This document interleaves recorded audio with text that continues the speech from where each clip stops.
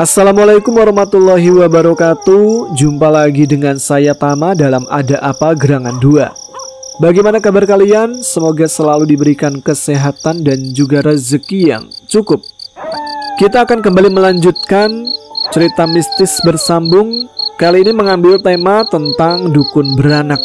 Dimulai dari misteri kematian bayi-bayi yang baru lahir dan kemunculan sosok-sosok pocong kecil yang menghantui istri dari Gondo yang bernama Nunung. Oke, seperti apa kelanjutannya? Langsung saja kita simak. Teman-teman, ada apa gerangan? Ceritanya mulai dari sini. Cari dan temukan dukun itu, teriak seseorang. Sebuah pintu ruangan didobrak paksa. Kemana dia? Apakah dia sudah tahu kalau kita akan datang, ha? Lemparan, tendangan, dan amukan tangan menghancurkan isi rumah. Benda-benda beterbangan, kendi pecah, tikar tersingkir, rak kayu tumbang. Beberapa warga keluar dengan nafas terengah. Bagaimana? Ada tidak orangnya di luar? Tanya seseorang dari Serambi. Tidak ada. Sepertinya Mbah Mari tahu kalau kita akan datang. Lalu bagaimana ini, Ki? Ki Luhur melangkah ke depan, mengangkat tangannya menyuruh mereka diam. Apa mungkin dia belum kembali dari desa lain, Ki? Tanya Kasno. Apa urusannya denganku? Bakar rumahnya! Bentak Ki Luhur dengan mata menyala. Bakar rumah itu! Dan malam ini juga kita harus temukan Mari. Tanpa menunggu aba-aba kedua, seorang warga langsung melempar obor ke dinding bambu. Minyak menetes dan seketika api menjalar. Apalagi yang kalian tunggu? Teriak Ki Luhur. Obor-obor pun berterbangan ke arah atap rumah. Lidah api menjilat malam, menyambar jerami dan ilalang di sekitar rumah. Dalam sekejap, gubuk Mbah Mari berubah menjadi kobaran merah yang memekik. Asap mengebul, panas menjilat wajah-wajah yang mundur menjauh dari bara. Ki! Suara seseorang memecah kerumunan. Dari arah jalan, seorang lelaki berlari tergesa dengan obor di tangan. Ki! Ia berhenti tepat di depan Ki Luhur, mencoba mengatur nafas. Ada apa? Apa kau melihat hantu, ah? Bentak Ki Luhur dengan nada jengkel. Anu Ki, anu. Lelaki itu masih terengah, warga menunggu. Aku melihat Mbah Mari, dia berjalan ke arah sana, Ki. Orang-orang berseru hampir bersamaan tak percaya. Jangan bohong kamu. Benar, Ki. Aku melihat Mbah Mari berjalan tergesa ke arah utara, ke arah kebun bambu. Ayo semuanya, kita kejar dukun laknat itu, seru Ki Luhur. Rombongan pun kembali berhamburan. Obor-obor bergoyang, kaki-kaki menjejak tanah, dan suara kentongan kembali menggema di sepanjang jalan, membangunkan penduduk lain untuk bergabung dalam amukan malam yang baru dimulai. Sementara itu, Gondo mengiring Mbah Mari cepat menuju rumahnya. Di sela langkah, ia kembali menoleh. Sebuah bola api melintas lagi dari belakang mereka. Banaspati lagi, Mbah, seru Gondo panik. Mbah Mari tak lama menoleh. Biarkan saja, cepat, jalani langkahmu, jawabnya tenang, lalu mempercepat langkah kakinya. Gondo tetap gelisah, matanya terus melacak arah belakang. Mbah, tadi ada asap, sepertinya ada yang terbakar. Ia menunjuk ke kejauhan, di mana pendar merah disertai asap hitam terlihat menunggak. Mendengar itu Mbah Mari menghentikan langkah sejenak, lalu menatap jauh ke arah yang ditunjuk. Rasaku mengatakan, malam ini tak baik. Kita harus lekas sampai rumahmu, Le. Kemudian ia menarik Gondo untuk berjalan lebih cepat lagi, tak mau lama terpengaruh oleh apapun yang terlihat. Sementara itu, rombongan warga yang berburu Mbah Mari semakin gaduh. Mana dia? Mana dia? Teriak mereka sambil meraba-raba jalan. Ki Luhur menghentikan mereka sejenak. Ia memanggil agar semua menahan langkah. Seorang lelaki menunjukkan ke langit. Bola api merah itu melayang-layang di atas desa. Itu artinya dia tidak main-main, ucap lelaki itu ketakutan. Ki Luhur tidak ragu. Ia memerintahkan agar mereka berpencar malam itu juga. Sebagian ke timur, sebagian ke selatan, agar dukun itu tidak lolos. Sambil mengatur posisi, Ki Luhur memberi instruksi keras. Ingat, kalau ketemu jangan main-main. Habisi dia dan penggal kepalanya. Seruan itu dibalas dengan pekikan setuju dari orang-orang di sekeliling. Suara mereka pecah. Paham? Ayo, kita berpencar. Beberapa orang saling berbisik ragu. Mana mungkin Mbah Mari bisa jalan seperti itu?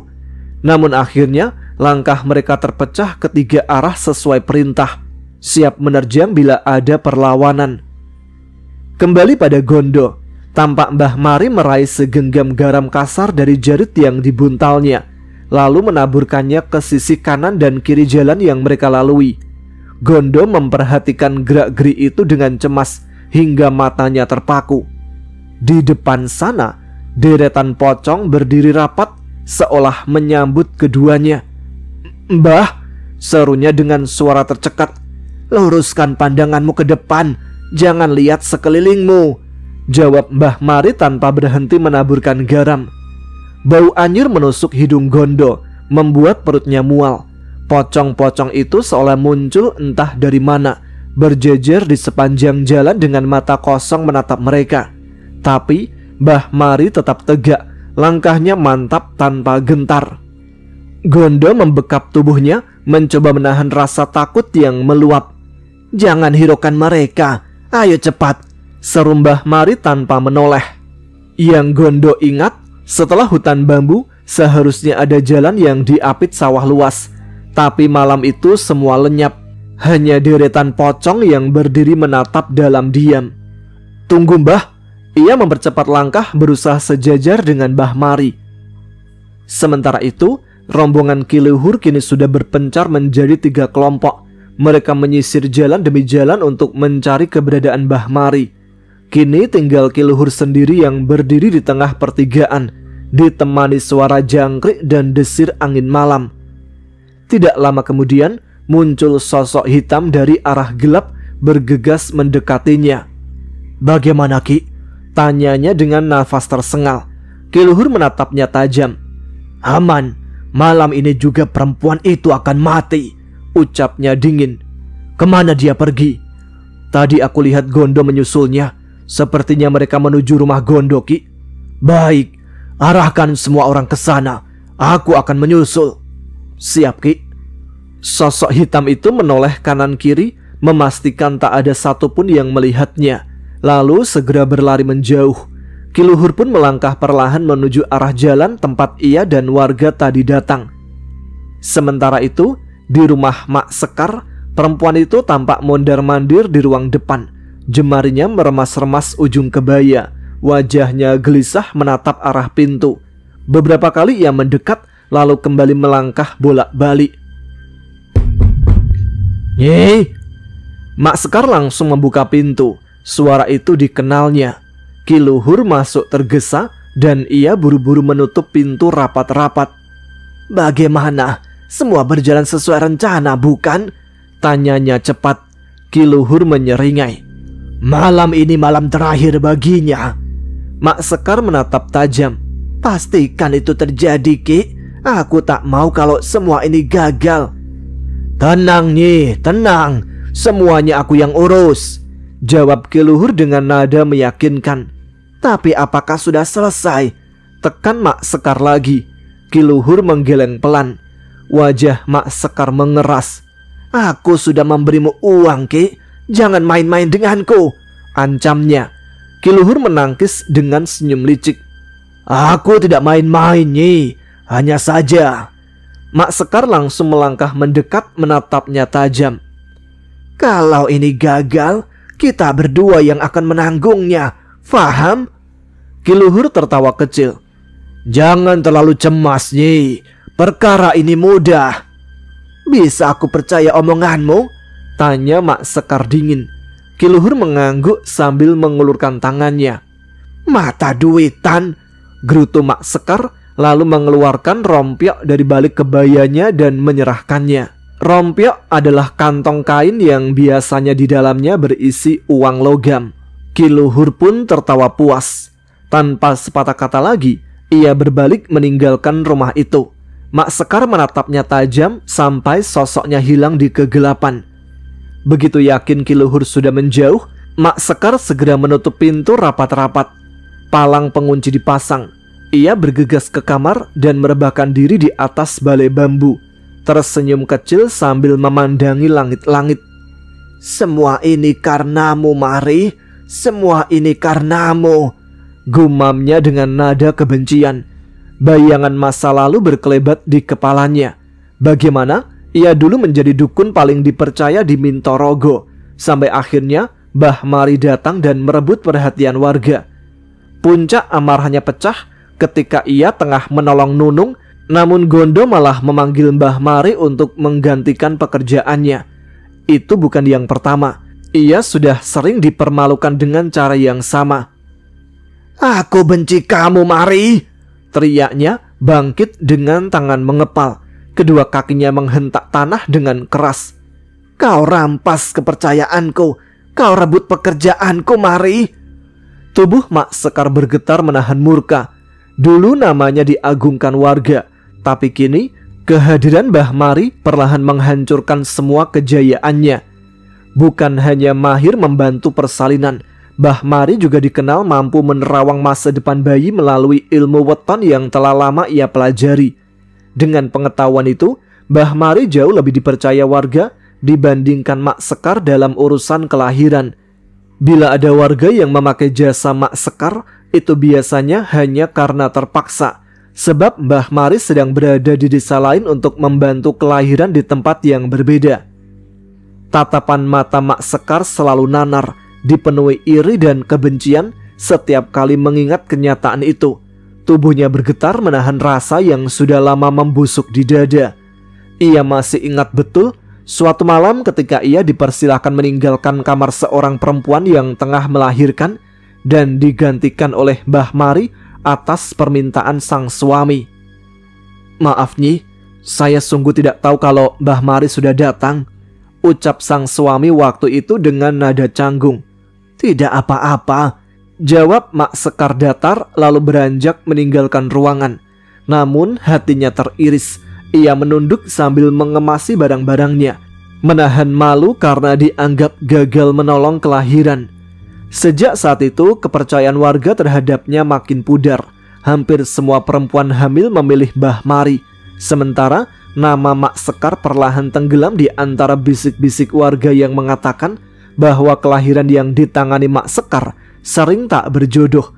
Anaknya mudah sakitlah, atau ibu yang melahirkan sulit pulih. Anggapan itu menyebar luas, menghancurkan reputasi yang dulu pernah membuat Mak Sekar disegani. Dengan wajah muram, Mak Sekar melangkah menuju tikar usang di dalam kamarnya. Di hadapannya, perapian kecil menyala redup dengan beberapa sajen dan peralatan ritual tersusun rapi. Ia duduk bersila perlahan, tangannya terulur meraih kemenyan dari cepuk kecil di sampingnya. Kemenyan itu diremas, lalu ia taburkan ke bara api. Asap putih mengepul, membumbung tipis ke langit-langit kamar yang suram. Sorot matanya tajam penuh dendam. "Kalau warga lebih percaya padamu, Mari, aku akan buat mereka menyesal," bisiknya pelan, nyaris tanpa suara. Sementara itu, Gondo dan Mbah Mari masih melangkah tergesa di jalan gelap, seolah berkejaran dengan waktu. Dari kejauhan, rombongan warga yang dipimpin Ki Luhur sudah bergerak lebih dulu menuju rumah Gondo, dengan niat menangkap dan menghabisi dukun beranak yang mereka anggap sumber malapetaka desa Mintorogo. Gondo pun tiba di depan rumah dalam keadaan bermandikan peluh. Nafasnya tersengal, sementara di tangannya obor masih menyala dengan api bergetar tertiup angin malam. "Bu!" serunya cepat sambil mengetuk pintu rumah. Pintu itu pun terbuka perlahan. "Masuk," suara Nyi Lasmi terdengar dari balik pintu. "Ayo masuk cepat, Le," saut Mbah Mari lembut mengisyaratkan agar Gondo segera meneduhkan diri. Begitu Gondo melangkah ke dalam, Nyi Lasmi langsung menatap heran. "Apa yang terjadi?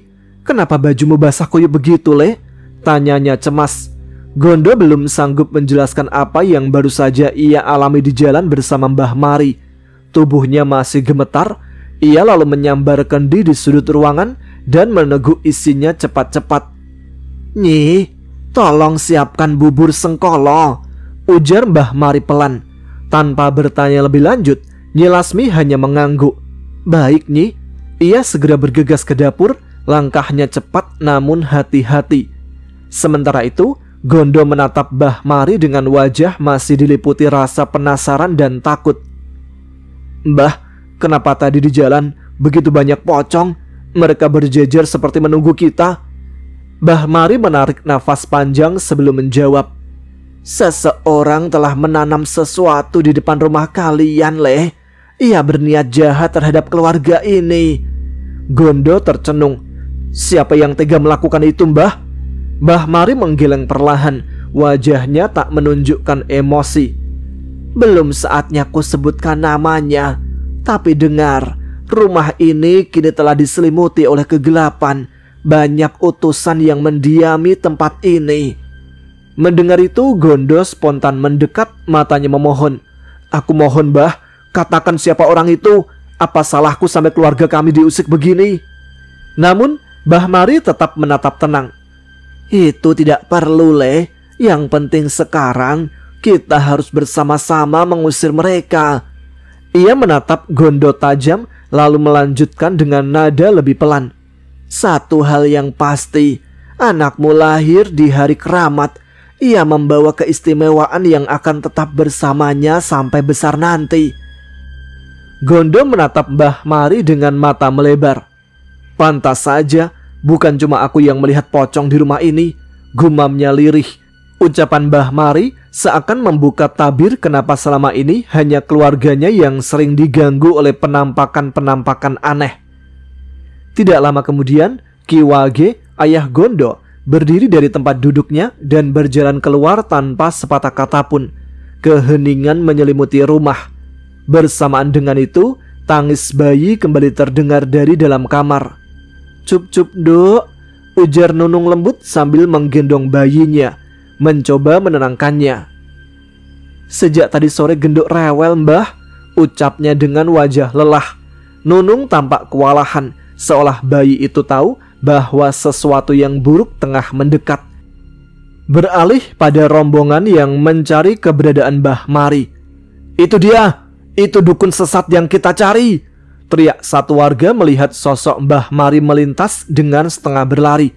Kejar, jangan biarkan dia lolos, ayo cepat kejar. Sosok yang mengenakan kebaya terus bergerak menghindari kejaran beberapa warga yang sudah terpecah menjadi 3 kelompok.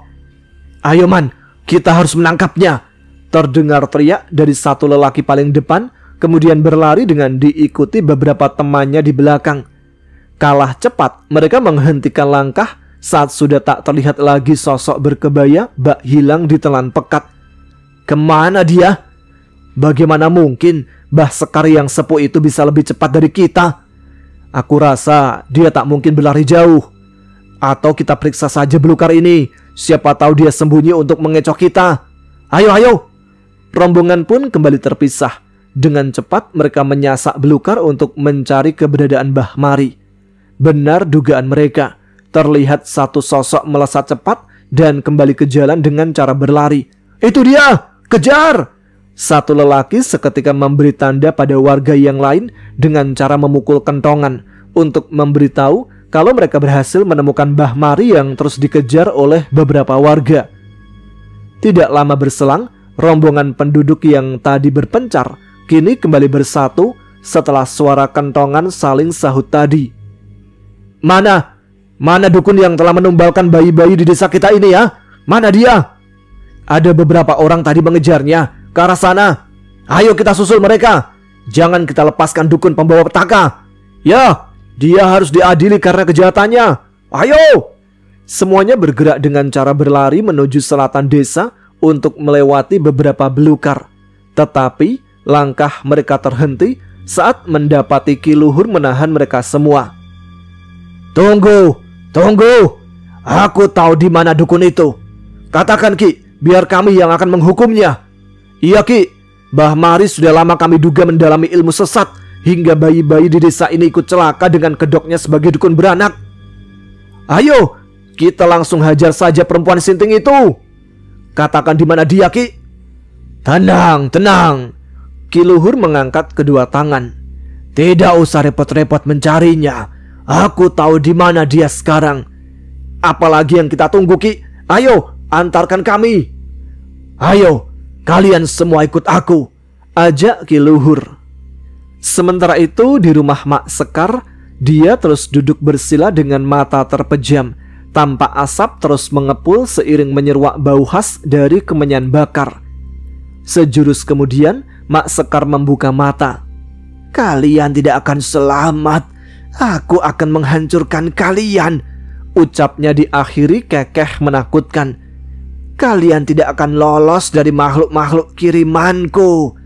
Sungging senyum sepintas di sudut bibirnya. Teringat bagaimana awal mula dia melakukan siasat itu. Waktu itu di mana semua malapetaka dan siasat liciknya dimulai. Berawal kepulangannya dari desa sebelah, Mak Sekar lantas menuju pekuburan hingga dia memutuskan untuk melintas di depan rumah Gondo kala itu.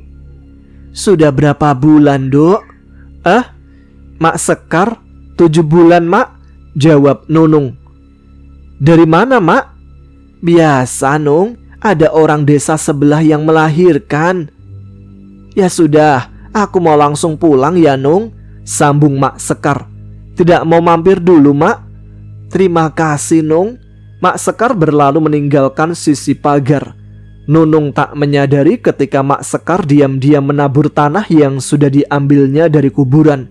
Semua dia lakukan bukan tanpa sebab. Semua bersumber pada Mbah Mari yang kemungkinan besar Gondo akan menggunakan jasanya. Dukun beranak yang menjadi saingannya. Bahkan dengan hanya bermodal tanah kuburan saja, Mak Sekar bisa membuat celaka pemilik rumah dengan menyuruh jin pengikutnya agar merasuki dan membunuh bayi yang sudah ditolong kelahirannya oleh Mbah Mari.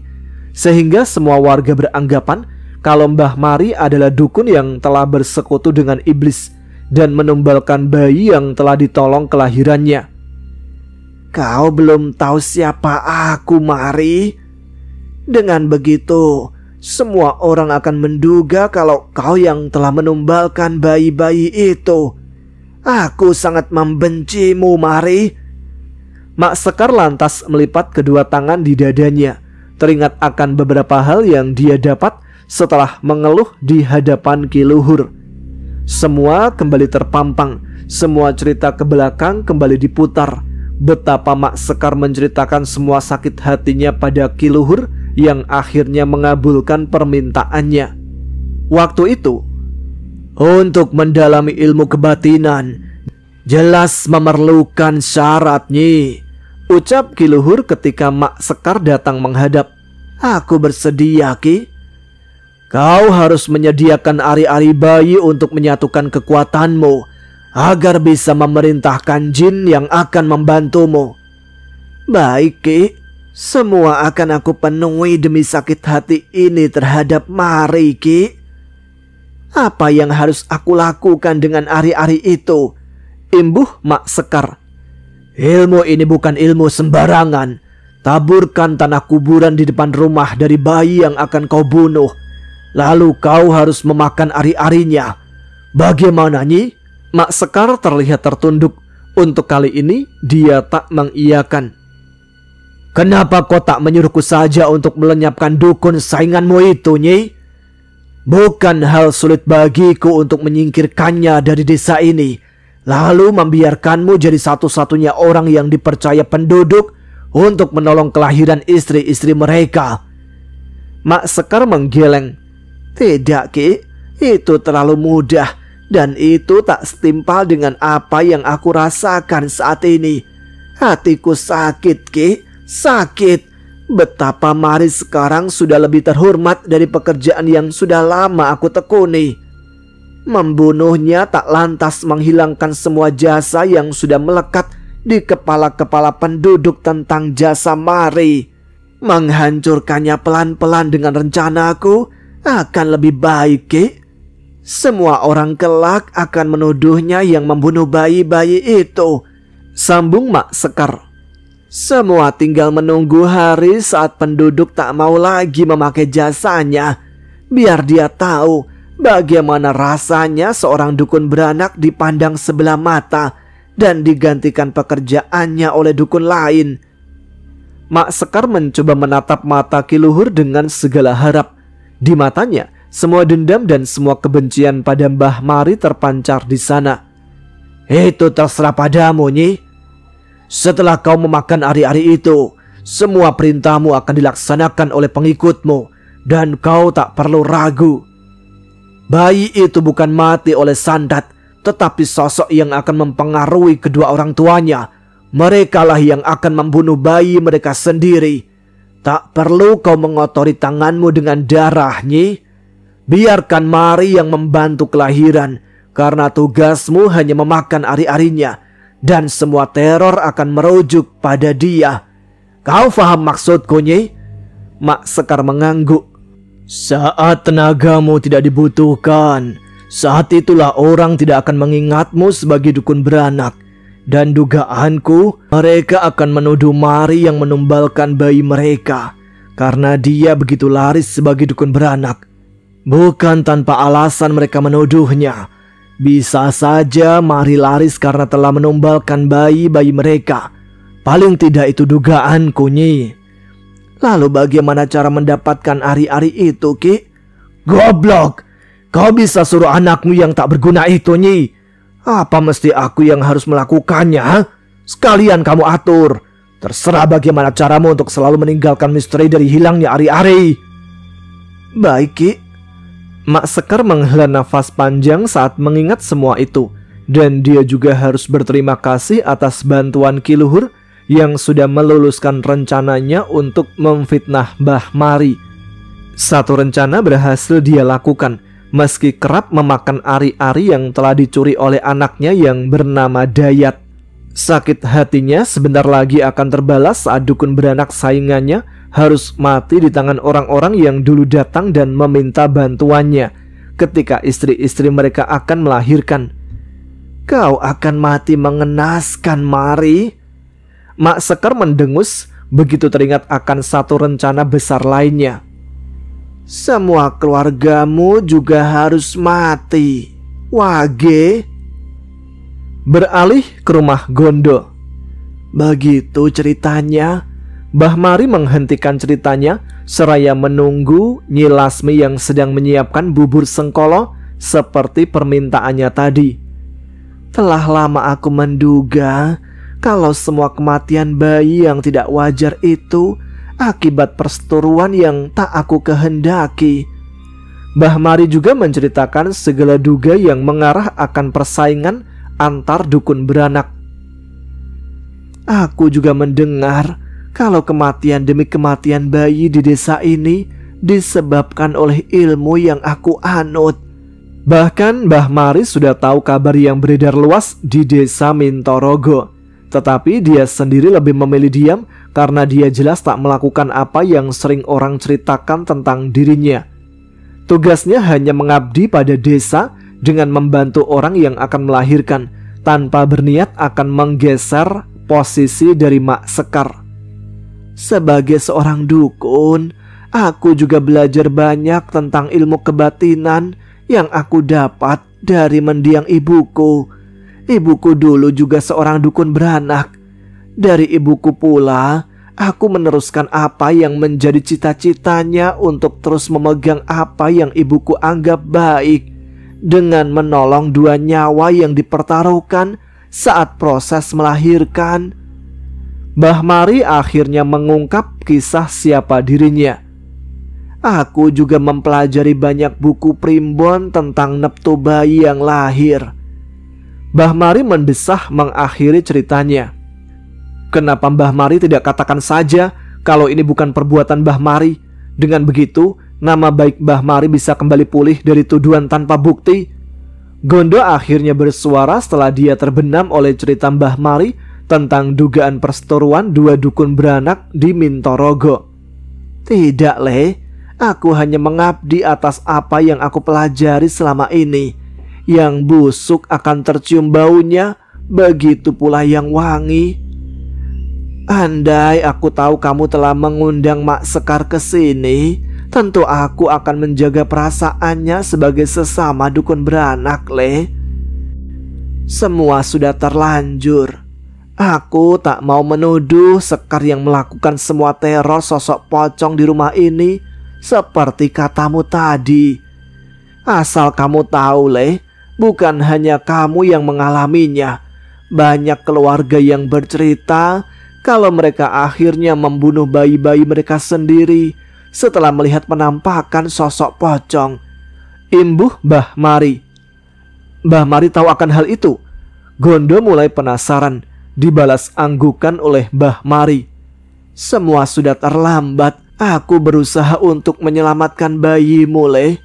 Itulah kenapa aku datang waktu itu dan memastikan bayimu baik-baik saja. Mbah Mari mengungkap maksudnya kala itu. Entah, Le, ada perasaan begitu kuat yang aku rasakan dengan bayimu. Maaf Mbah, apakah Mbah Mari kenal dengan Ki Pardi, sosok yang ada di masa lalumu, Mbah? Tanya Gondo, mumpung Mbah Mari sudah mau terbuka siapa dirinya. Maafkan bila aku lancang, Mbah. Ini yang ditunggu oleh Gondo atas dirinya yang dicekoki cerita oleh Ki Pardi perihal siapa sebenarnya Mbah Mari pada masa lalunya. Ki Pardi? Iya Mbah, apakah Mbah Mari tahu siapa Ki Pardi? Tidak. Sungguh Mbah Mari tidak mengenalnya? Baru ini aku tahu ada nama yang seperti kamu katakan tadi. Tapi Ki Pardi pernah bertutur cerita perihal Mbah Mari tentang peristiwa berdarah itu, tentang laku ilmu yang kemudian Mbah Mari jalankan sebagai dukun beranak, Mbah. Tidak, aku sudah mengatakan padamu, semua yang aku lakoni itu murni untuk meneruskan pekerjaan mulia mendiang ibuku, Le. Lalu tragedi di hutan Mintorogo itu? Tidak ada. Tiba-tiba Ki Wage muncul. Tidak ada tragedi apa-apa di desa ini, termasuk juga di hutan Mintorogo itu. Imbuh Ki Wage. Bapak lahir dan besar di sini sebelum akhirnya meninggalkan desa untuk berusaha di kota, Le. Tambahnya. Pak, tapi Ki Pardi menceritakan kalau sudah terjadi tragedi berdarah malam itu, juga tentang betapa besarnya cinta Ki Pardi pada Mbah Mari, Pak. Bantah Gondo bermodal cerita dari Ki Pardi yang menuturkan kisah asmara tak terbalas. Ki Wage terdiam.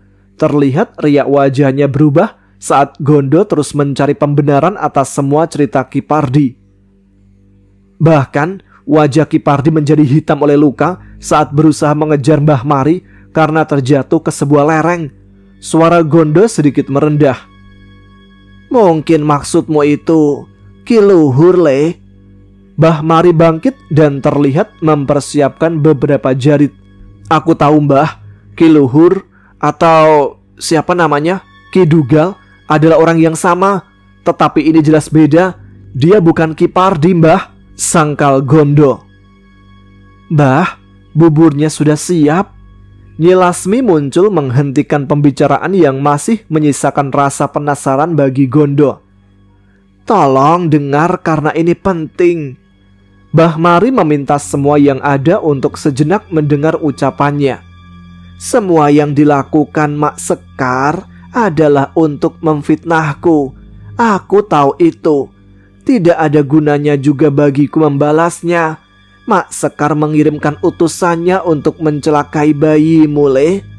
Katanya pada Gondo. Bayimu harus dipagari dengan cara dimandikan dari mata air suci. Mata air yang keluar dari desa Mintorogo. Jadi semua teror dan ketakutan kami adalah perbuatan Mak Sekar, Nyi? Tanya Nyi Lasmi. Benar.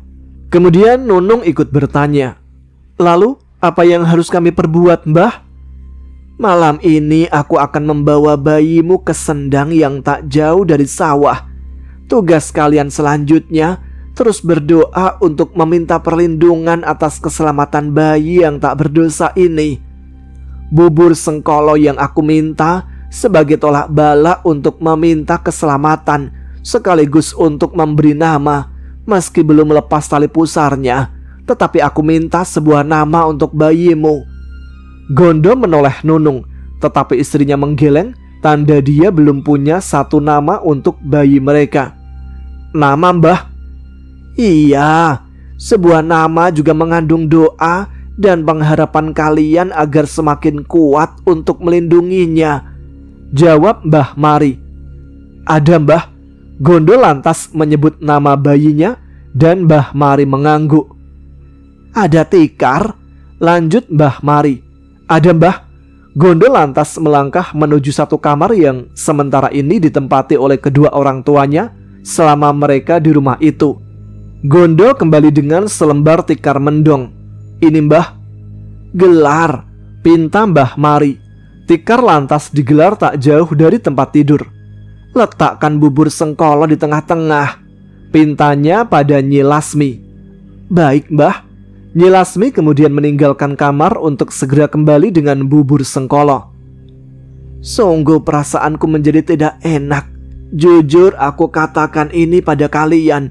Apapun yang terjadi, aku harap kalian nanti terus berdoa demi keselamatan bayi ini. Gondo seakan ingin membagi rasa khawatir pula dengan menoleh kepada bapaknya. Ki Wage hanya berdiri bersedekap tanpa berucap. Ini, Mbah. Mbah Mari meletakkan bubur sengkolo. Duduk. Gondo, Nyi Lasmi dan Ki Wage mengikuti perintah Mbah Mari.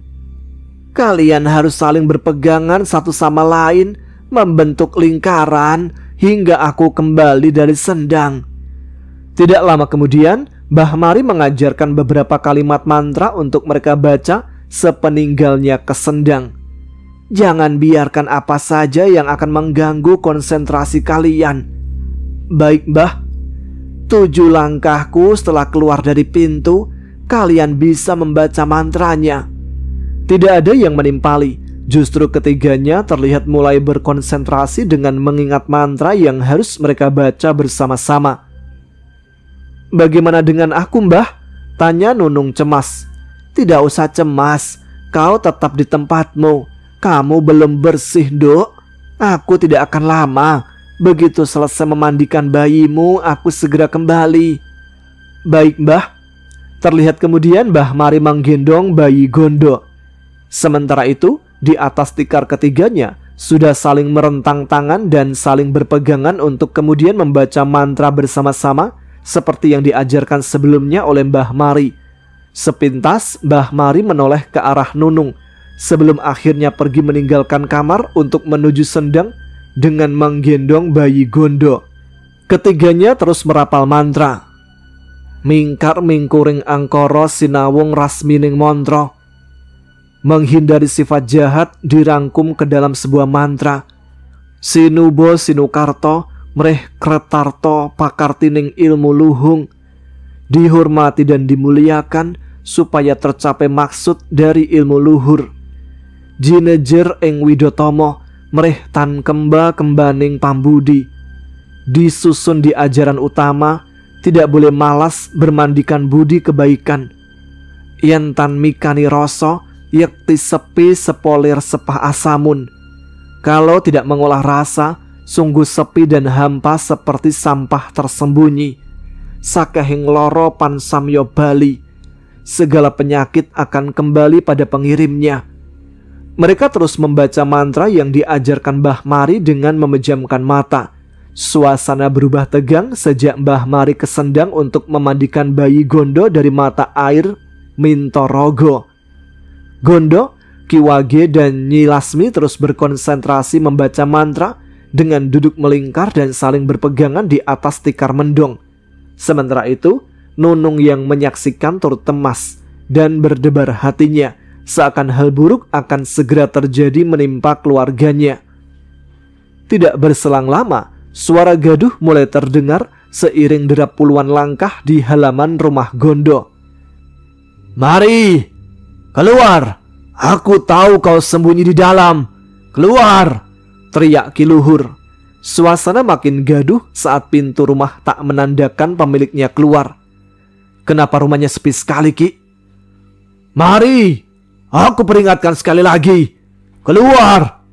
Sejenak suasana berubah lengang dengan mata-mata yang terus menatap ke arah pintu. Sementara itu, di dalam rumah, Kang, Suara apa itu, Kang? Nunung terus memegangi dada di antara guma mantra yang terdengar dari mulut suami dan kedua mertuanya. Suara apa itu? Kali ini Nunung sedikit keras. Mendengar itu Gondo membuka mata. Jelas dia menangkap suara gaduh di depan rumahnya. Sebisa mungkin Gondo memasang telinga untuk menangkap apakah yang terjadi gerangan. Keluar! Baik Ki Wage dan Nyi Lasmi kontan ikut berhenti membaca mantra ketika jelas di luar rumah terdengar suara berteriak.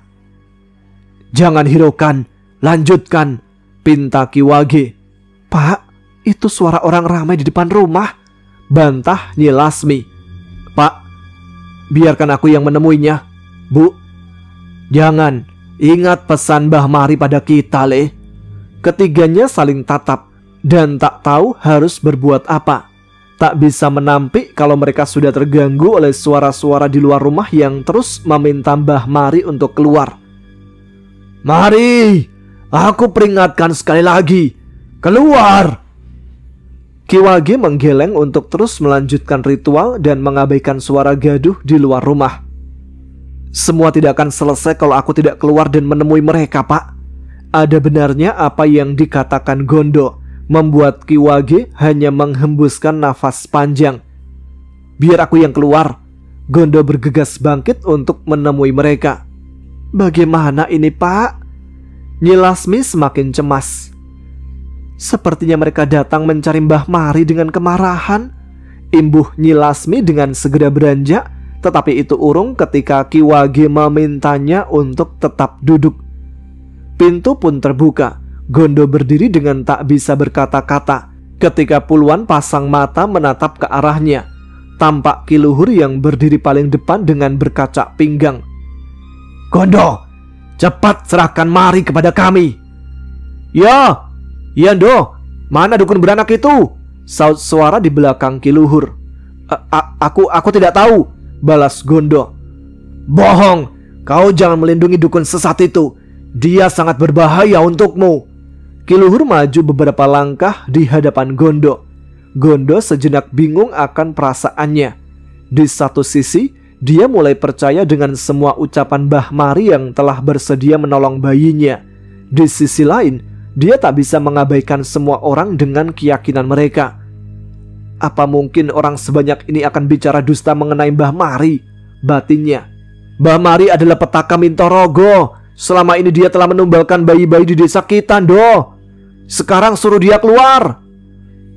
Sungguh, Ki, Mbah Mari tidak ada di sini. Kami bahkan terkejut dengan kedatangan kalian sebanyak ini. Gondo masih berusaha untuk mempercayai kebenaran cerita Mbah Mari. Kerumunan tiba-tiba terbuka. Tampak Dayat melangkah dan berhenti di depan kerumunan warga. Bohong! Aku melihatnya.